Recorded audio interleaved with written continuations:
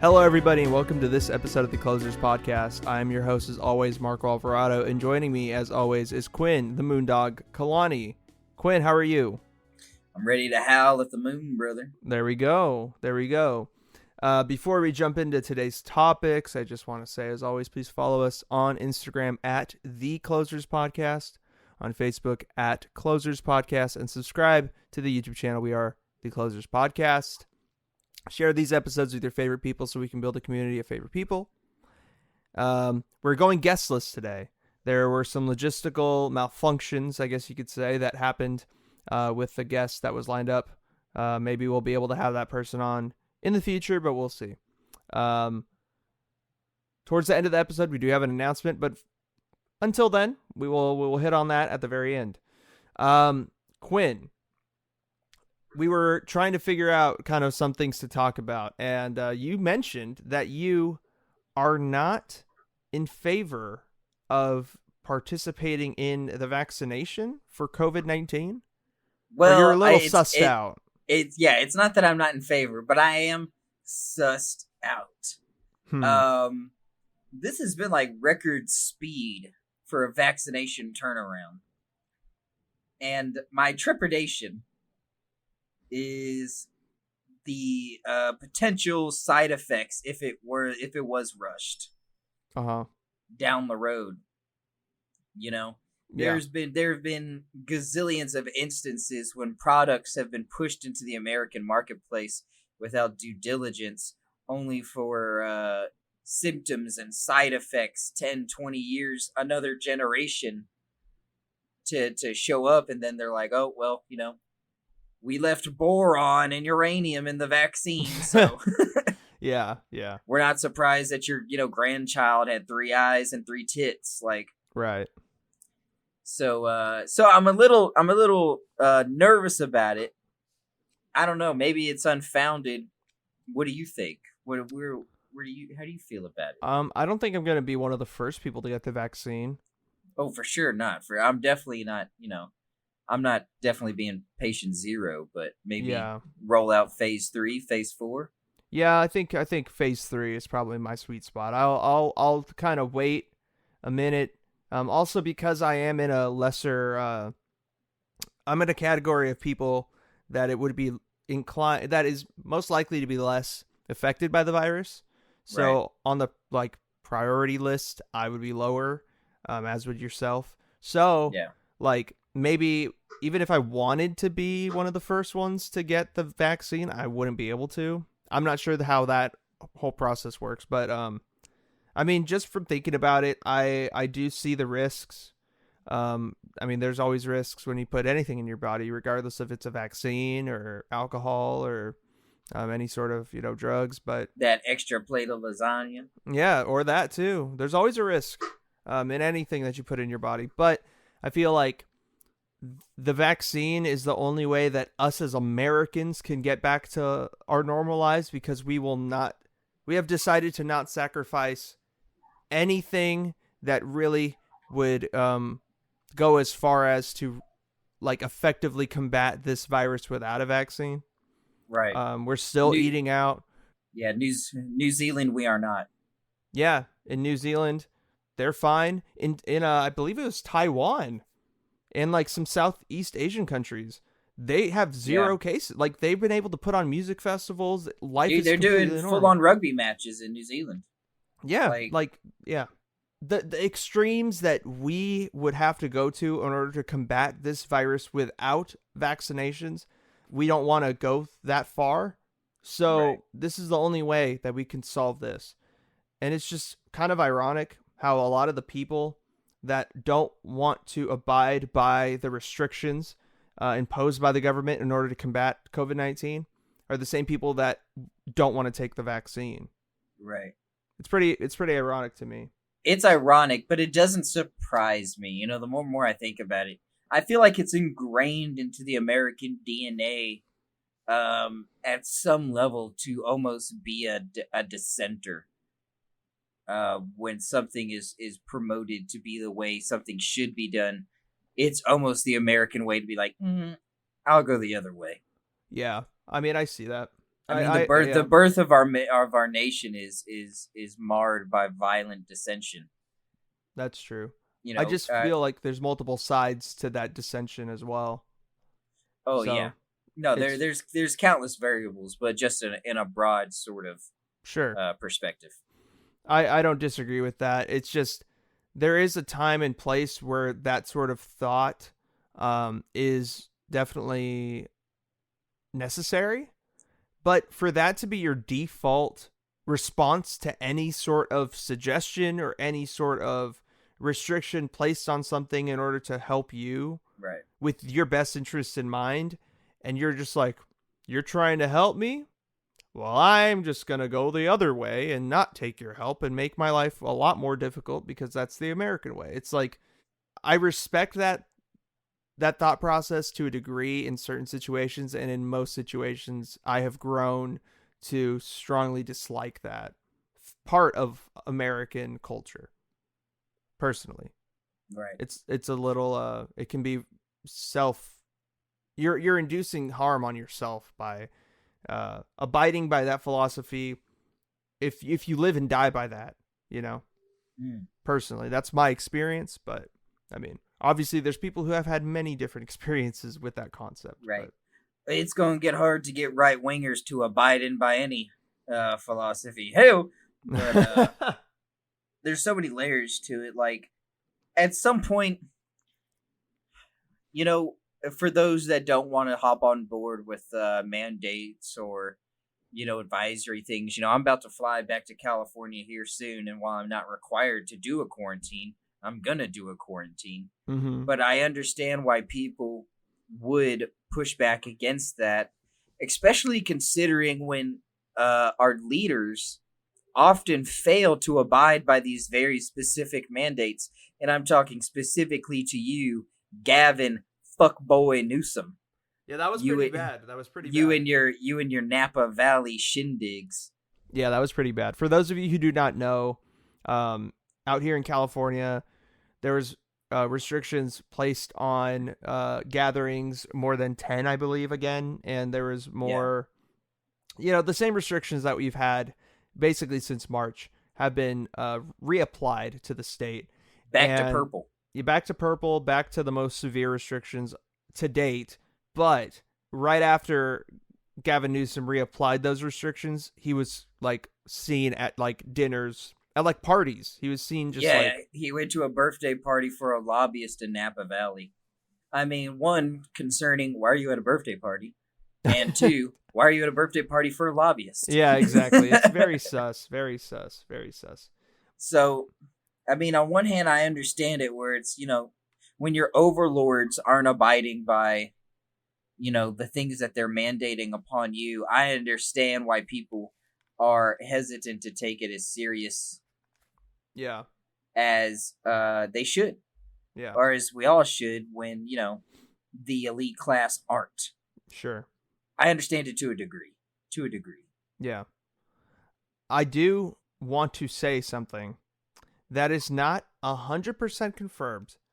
I have been told by some sources I have, but these sources are not verifiable. That's just words on the street more so than I'm not Woj, okay? I'm not Sham Sarania or anything like that. I'm just straight talking from the things I've heard on the street from some people who know other people who are like in, that you went straight to Woj. Who are in yeah. I mean, he's the guy that's just like, my sources say, you know, James Harden wants to get traded to the New York Nets. It's like, okay, yeah, thanks. From what I've heard from people who know things within the government of Sacramento and the California politics, Gavin Newsom is planning on running for the presidency in 2024. Oh, for sure, dude.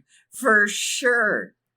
For sure. Say what you want about Gavin Newsom, but if you got a full head of hair and a mildly attractive face, and you're a politician, run for president.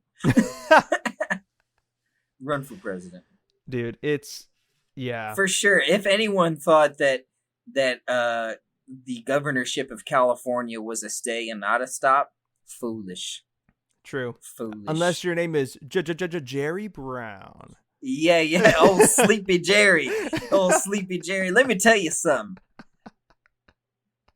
I'm missing nap time right about now. I'm missing nap time. Let's get Sleepy Jerry back in the big white house. Downtown. Yeah, it's going to be interesting what happens in 2024. But from what I've heard, that's the plan. Let's get back to celebrity governors. Who would you want to be the governor? As a celebrity? Yeah, if you could have any celebrity other than Arnold Schwarzenegger, because he's already been the governor of California. But if you could have anybody that is considered a celebrity as the governor of California, who would you want? Steve Harvey. Why? I need that mustache to represent California. That Theo Drew line?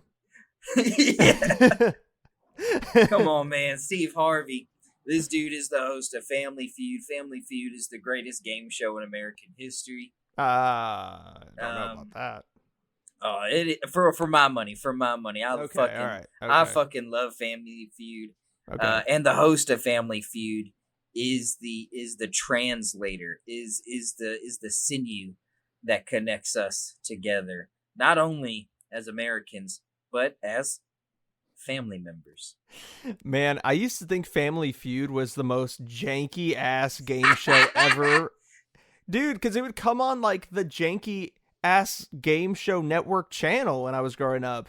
Dude, like, I love Family Feud. I love it when you get the weirdos on there. They say the craziest shit. Dude, it's called CW 31 now, but back in the day, it used to be like the Warner Brother Network or the Warner Brother channel, and that channel, the WB, and then it became CW. Yeah, the WB, and the WB. WB. Yeah, with the Remember fucking, the fucking frog, that racist frog dancing around. Oh, we'll be right back. Seventh Heaven at 7. Yeah, dude. Okay, I used to think that show was or not that show, but well, yeah, that show and that channel was janky because they would always play Family Feud at like the most odd hours of the day. Like, it was never prime time. Like, whenever I watched it, it never was prime time. So like, well, that's because CW and Warner Brothers was like the black NBC. I mean, that's where you had like Martin and like all the dope shows. That's very true. It's just like, man, like I remember like that would be on with like an old host. I forgot who was the host prior to Steve Harvey, but I don't remember who the host was prior to Steve Harvey either, to be honest with you. Yeah. Steve Harvey was always been the guy to me for that. Really? Yeah, there was another host who was just like boring, and then they had this one show called Shop Till You Drop. I don't know if you remember that show. Is that where you have to guess the prices of things that you put in your cart? Yeah. Yeah. I always thought that'd be a fun game to go on. The Weakest Link would be on during like daytime shit with like the British version where the lady was a straight bitch. Like, she was just you are the weakest link. Goodbye. Yeah. She just shut him down right there. Yeah. No. And then like their chair would get pulled back into the darkness and you would never see them again. That shit was insane. That shit was intense. Dude, game shows in the mid to early 2000s peak. Would you say they peaked then? Well, I'd say, okay, so you got the 70s when you got like Hollywood Squares. Yeah. And like all that crazy shit. And then I feel like there's a real drop in the 80s.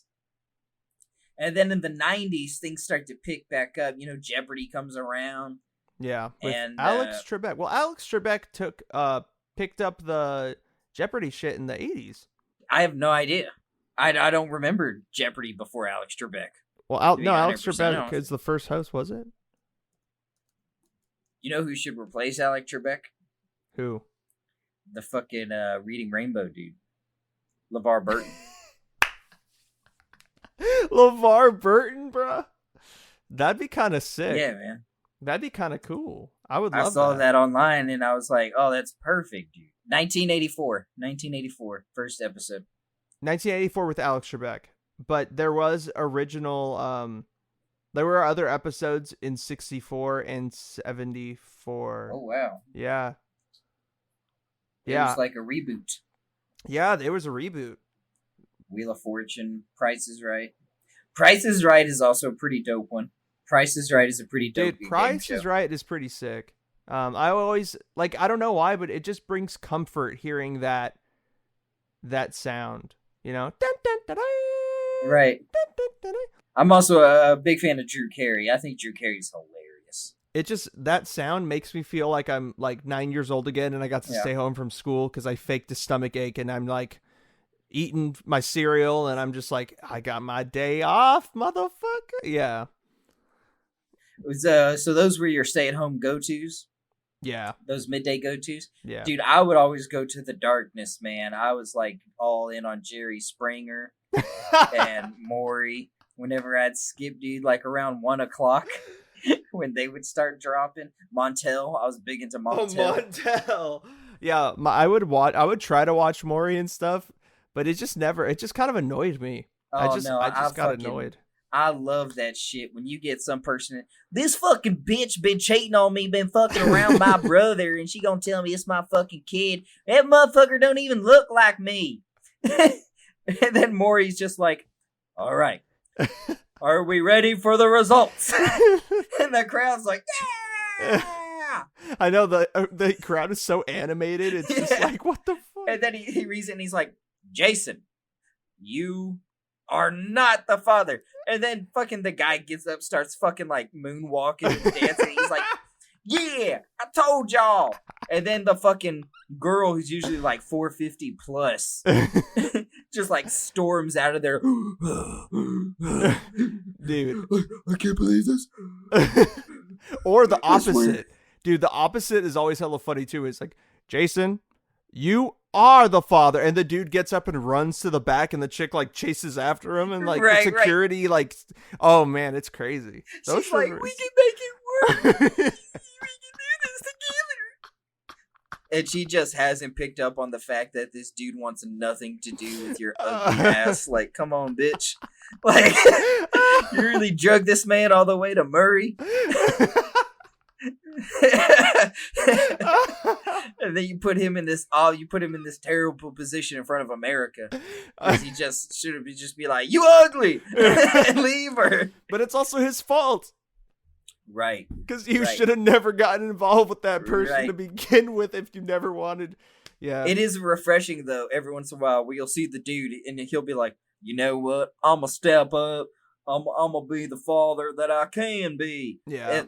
These guys, they always pick people from the South. I know, they always do. They're always propagating stereotypes of stupid Southerners, but yeah, and then you have Maury with a New York accent, you know. yeah, and him as the kind of moderator just put him in sort of an elitist sort of position, you know. I have the results in my hand. Who wants them? You fucking idiots. Yeah. Shower me with your praise. Yeah, exactly. And then the next generation, Steve Wilkos, just revs it up like 3 times more. Steve Wilkos got the scrappers. He got the scrappers, dude, because he was fucking a giant. Yeah. A giant fucking thumb sitting there. He'd be like, apology. He had no voice for television either, which was hilarious. Who thought this guy should be the host? Fucking the dude from The Princess Bride. Would you like a peanut? Fucking that guy should host a show on ABC. Yeah, let's do it. Dude, Steve Wilkos was wild. But yeah, what's the one with the African American dude? What's his name? Montel, dude, Montel was hella funny too. I used to say, I gotta catch Monteezy at 1:30.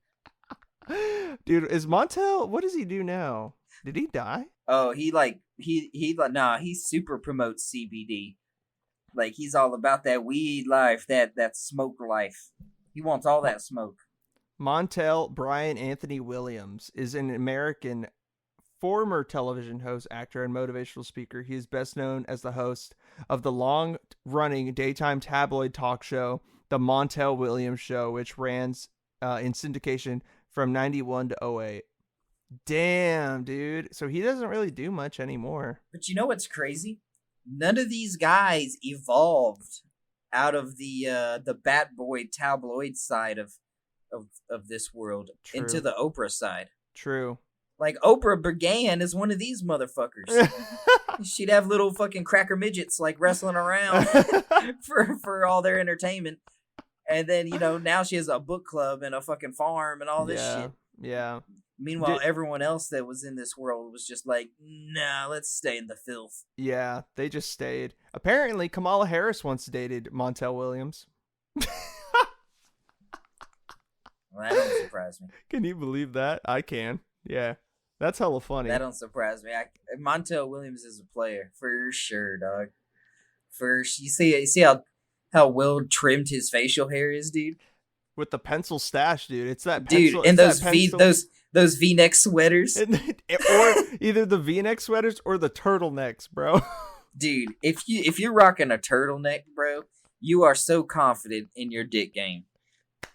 Like there is no wavering in how you lay the pipe if you're rocking a turtleneck casually. Like if you were to wear a turtleneck to O'Charlie's and I see you, well, I know you lay it down, brother. I don't know what the West Coast equivalent to O'Charlie's would be. Probably like a Rubio's. Is that I don't even know what an O'Charlie's. O'Charlie's is kind of like an American dining restaurant. I mean, it's funny how we're talking about daytime television because also like you never hear about somebody who starts in like daytime TV and is able to go into nighttime TV, right? Yeah.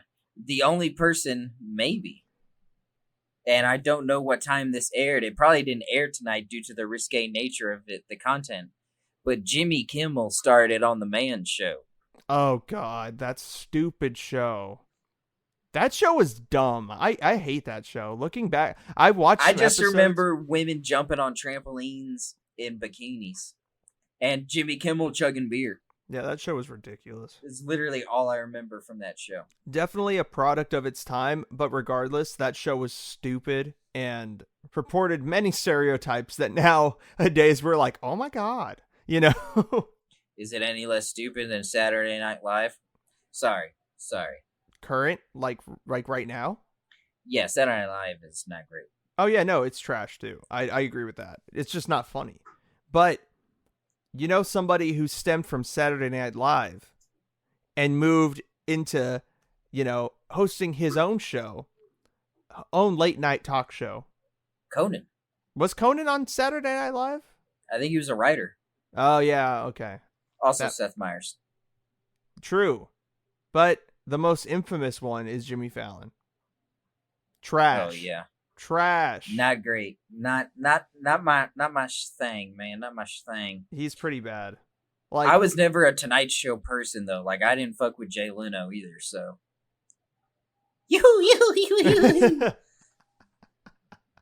Dude, but I watched an interview with Mark Maron that Jimmy Fallon did, and Jimmy Fallon just the whole time was just like laugh, like his whole interview style is just ask a person a question, they say something funny, and he's like dude, it's literally that's what it is. And after he is the Vino syndrome. Yeah, usually I wouldn't like criticize people who have vastly more experience at something than I do, but like, man, I've interviewed people for about going on close to 2 years now. Easy a year and a half. I've done a lot of episodes interviewing people, and I've learned a lot over the time that I've done it. But like Jimmy Fallon is a terrible interviewer. Everything just feels contrite and fake. Like everything feels rehearsed on the Late Show with Jimmy Fallon. I think that's why I miss two guys in particular so much. The OG, David Letterman, the OG. Me too. And I also miss Craig Ferguson, who came on after Dave Letterman. Oh, he was that British dude, right? He was the Scot. Yeah, he was Scottish. Oh, I'm sorry. Sorry to the Scottish. Yeah, I don't mean to confuse you guys. I know there's I would if it was any other nationality, I would not have even corrected you. But the Scottish hate those limey British bastards. Yeah, Craig Ferguson was hilarious. And Letterman was king. In many ways, I feel like Letterman still is king. His interview program on Netflix is spectacular. Yeah, I saw the one with Obama, which is kind of old now, but That one's He did pretty one. good. Yeah, his latest season has Dave Chappelle on it, which was pretty good. Ooh, I'm gonna have to check that out. I didn't know. And I think Iron Man's on there too. The Tony Stark, billionaire, playboy, philanthropist. Would you consider like Jon Stewart late night? Yeah, I would. John's all right. So I used to watch Jon Stewart all the time because I like Okay. Jon Stewart. I mean, I feel like Jon Stewart represented rationale in Yeah. the 2000s. How do you feel about Stephen Colbert? I always knew Stephen Colbert was playing a character on the Colbert Show. Like Yeah. he was obviously not a Republican. I'm not a fan of his late show. It's just I feel like the jokes all fall flat with me. Yeah. I agree. I listen or I like the music that is featured on the Stephen Colbert show and the Jimmy Fallon show. Like they have some really Oh like, yeah, their bands are top tier. yeah, the bands that they get on to play are they're not really well known, and that's what's really cool to me. But the fact that the show itself isn't that great, like the music doesn't really make up for it, but Right. still. Who would you want to replace Jimmy Fallon if you could pick anybody other than Steve Harvey, since you would want him to be the governor of California in this fictitious world we're talking about, this hypothetical world? Who would be a good late night host? I would probably I think would be pretty decent at it. Joel McHale. Joel McHale? And I say this as a Rams fan to a Seahawks fan. Joel McHale. Jeff Winger of the Community Cast, formerly of Talk Soup of the 2000s. I don't know if you remember Talk Soup. Do you remember that? Yeah, I do. Early like Sunday mornings on the E Network. It was kind of like Tosh.0 before Tosh.0. Oh yeah. I remember that. I would go Joel McHale if they're looking for someone to kind of stay in that television route. Uh-huh. If this is the Quinn Kalani, if this is the Moondog Network, Yeah. if this is Moondog TV, Moondog TV. then MDTV, Mad Dog 20 Mad Mad Dog God. TV. That's it. That's it. MDTV.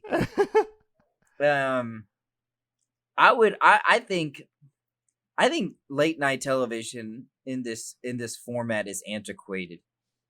I would lean more towards a podcast format, man. Yeah. Maybe just like an hour, one guest. Fuck an audience. Like I like the audience, dude. The audience makes it like I don't know. It's I like the that makes it the audience makes the show what it is. Yeah. I just if it wasn't live, it'd just be another fucking show. Sure. I just like the interplay between the audience, the host, and the co-host / like musician dude. Those are Conan O'Brien's really good at that. Yeah, I love that. Like the quippiness and like the right.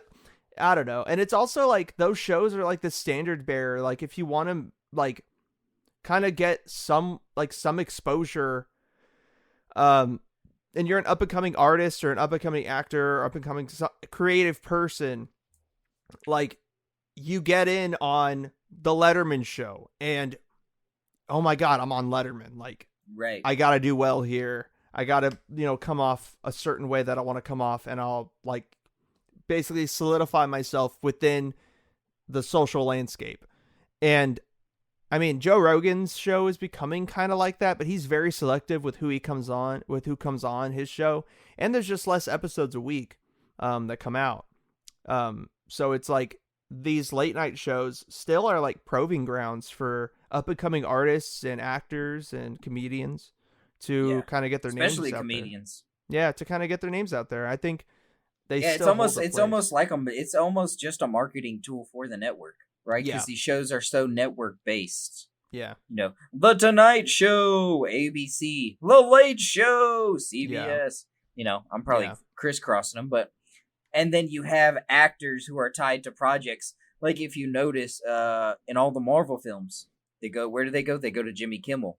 Why? Because Jimmy Kimmel works for ABC. ABC is owned by Disney. It is interesting. I think, if this was MDTV, I would like to take the capitalistic marketing promotional aspects out of it, or at the very least reduce them to like a fucking ad for Fleshlights. than the fucking kind of self-serving Hollywood circle jerk that it can be sometimes. Sure. Yeah. I don't disagree with that. It is interesting, though, because my pick to replace Jimmy Fallon, I would just love to see somebody hella random. Like, I love what Eric Andre does at his show. Yeah, but I would love to see, though. Ving Rhames. No. I would love to see somebody, like a random comedian that no one really thinks about anymore. And here's my pick. You're going to fucking die from this because it just is the dumbest pick ever. Ray Romano. Just imagine, bro. The Ray Romano. It would be hilarious because Ray would get frustrated. And every time... Listen, people of today, you may not know this, but in the 2000s and late 90s, there was a sitcom called Everyone Loves Raymond. That's a great show. And it was fucking hilarious. It is one of the greatest sitcoms of all time. It is so underrated. It is legit. It is so funny. Dude, it's basically become a show that, like every other sitcom, that and Roseanne. Oh, yeah. Those two shows, like every other sitcom, kind of plays off that. And Friends, too. And Seinfeld. Those Friends, are like the four. Oh, man. Seinfeld is huge. Those are like the four. Are those your four sitcoms? Your four big sitcoms? Those are the four sitcoms that every other sitcom from like 99 and onward have kind of played off of and have had used as like a template, basically, in terms of like forming dialogue, the narrative of the overall show, things of that nature. Right. Roseanne is huge. Roseanne is huge in that format. Yeah. Roseanne is huge in that format. Yeah. Also, don't want to discount Full House, but I mean, sure. I was just fuck Full House. Yeah, Full House is kind of dumb. Full House was stupid because you would hear Bob Saget outside of Full House say crazy shit like, I'll suck a homeless guy's dick for money. And then you see him on Full House and he's, the nicest dad of all time. Yeah, Bob Saget is wild, man. Bob Saget is fucking insane. What about Bob Saget hosting a late night show? That would be chaos. It'd be pure fucking chaos. Why did you not like my Ray Romano pick, though? No, just because, dude, Ray, it wouldn't be much of an interview. I feel like Ray would say something and something would annoy him and then it would just snowball down from there. I used to love it when Ray would get pissed in the show.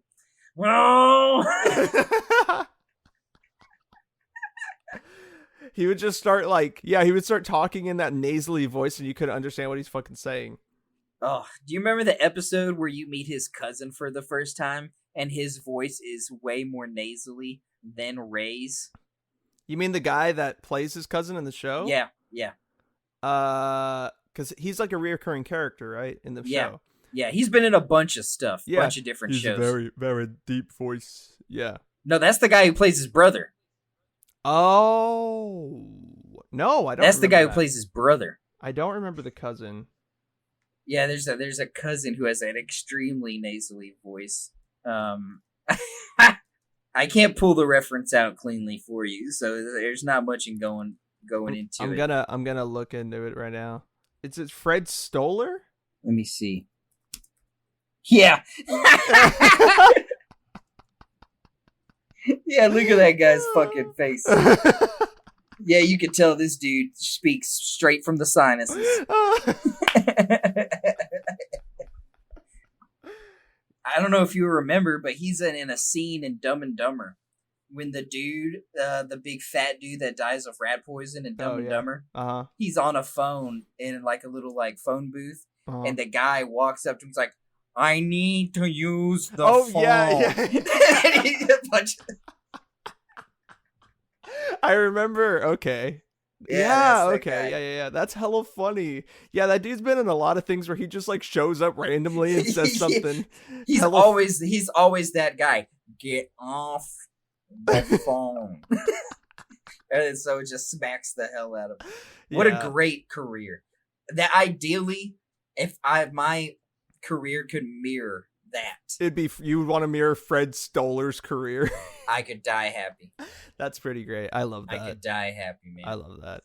Well, what more could you ask for than to be the fucking deja vu of someone's That's true. movie I memory? So Thanksgiving is coming up. Thanksgiving is next week, actually. If you're listening to this on Wednesday, which this is when it comes out, tomorrow is Thanksgiving. So, Quinn, I was thinking that we could just each share something that we're thankful for this year before we sign off and delve into the announcement. Well, first and foremost, I think everyone is probably thankful for their health this year. Definitely. I know, almost surprisingly, for myself, maybe not surprisingly, I've been in rather very good health this year. Yeah. Thankfully, everyone in my immediate household was able to avoid, fingers crossed, pandemic. All of my friends, yourself included, Anthony, Jose, Irwin, Mitchell, Ryan, Kev, Double A, Terrell, Ross G. We were all able to avoid the Rona, so I'm very thankful for that. Mm-hmm. I'm thankful for a Democratic victory. Yeah. I think a lot of us are, sure. In the presidential campaign. Hopefully, it is secured. Yeah. Within the next 70 days. Yeah. So yeah, I'm thankful for family, for friends. I'm thankful for optimism for the future, and I'm thankful for this program and this network, our Closers Podcast Network. Thankful that it has allowed me to step out of my shell a little bit and has introduced me into a plethora of cool people like Brianna Carmel, like Lychee, like shoot, I'm drawing blanks, Gabby. Sorry. Drew a big blank there, Gabby. Must be that godforsaken city you come from. Captain Foghorn Leghorn. Oh yeah. Who gave us great political insight. Austin Maynard, Captain Positivity himself. Oh yeah, man. Sacramento's #1 real estate agent. It's true. Let me just say something right now. If you need to be inspired, you follow my man Austin Maynard on Instagram. And you get your ass into gear real quick. Dude, it's true, man. It's true. So I'm thankful for this podcast and the people it's exposed me to, and for the friends and that it's helped me, or the acquaintances that it's helped me make, family, friends, good health, and optimism for the future. Very nice, very eloquently put. You really summed it up for me, man. I would be sounding like a broken record, summing up everything. I do want to add, though, something else that I'm thankful for is, of course, the growth forced myself to embark on this year. And it started with my journey to Europe, and then with everything else that's happened. You went to Sweden, didn't you? Yeah, I did. God damn it. You know what? Fucking stupid. I hate you. Okay? It was a big deal, and it's a fucking big moment for my life. But regardless, coming back here, having to adjust with everything on the fly, and having to figure out where my life was going, after getting the rug kind of swept out from under me, as a lot of people have this year, that adjustment has shown a lot about, has shown me a lot about what life is about. And I've grown a new appreciation for the moment. So I'm just thankful for the moment. But like Quinn said, I'm thankful for the show. Thankful that I have been able to do it for as long as I have, and that Quinn was able to join this year. And there's just a lot of funny things that have happened in the show so far. And I look back on it with fond memories and everything that's happened this year. And I'm just thankful for it. Thankful for you, Quinn, and everybody else you listed off. Likewise. Oh yeah, I also don't want to forget to mention I'm thankful for my boys, Jake Jonah Jameson Phillips and Carlitos Salamanca. Oh yeah, Paper Planes. Shout out to Paper Planes. Oh too. Yeah, Paper Airplanes. Yep. Shout out Paper Airplanes. Shout out to everyone who came out this year. I'm thankful that we were able to be consistent this year in our delivery. Yeah. For the most part, I'd say 95 to 98% we were consistent in putting out content this year. So I'm thankful that we were able to do that. Yeah, same, dude. Same. I guess that brings us to the announcement then. I mean, there's no other way. Yeah, I guess I'll just jump right into it. So, the next 5 episodes of the show are going to be the last of the Closers podcast. I found my life getting very busy recently, and I feel like the show itself, for me personally, Quinn will probably speak on other things, but for me personally, the show has taught me a lot, like I just said. I'm thankful for so many things, and I just feel like everything has to come to an end at some point. And this show, it started kind of on a whim, which we will talk about in future episodes. It just started kind of on a whim, and it's always been that. Everything's been kind of on a whim, from the guests that we had on, from the equipment that we use, from the locations that we record. Like, everything has just been kind of like fly by the seat of our pants, and for the seam of our pants. I don't know how that saying goes, but I mean, it's been fun, and everything. I've really enjoyed everything that the show has brought. I just feel like it's kind of time that I open myself up to new opportunities in the future. It doesn't mean that I personally will never go back into a podcasting environment or anything like that.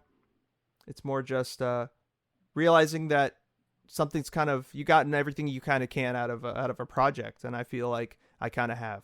So just wanted to announce the next 5 episodes are the last for the Closers. There's going to be Hang Tens and Closing Out the Weeks preceding and following each of those episodes, but Closing Out the Week, which is the 31st of the year, actually.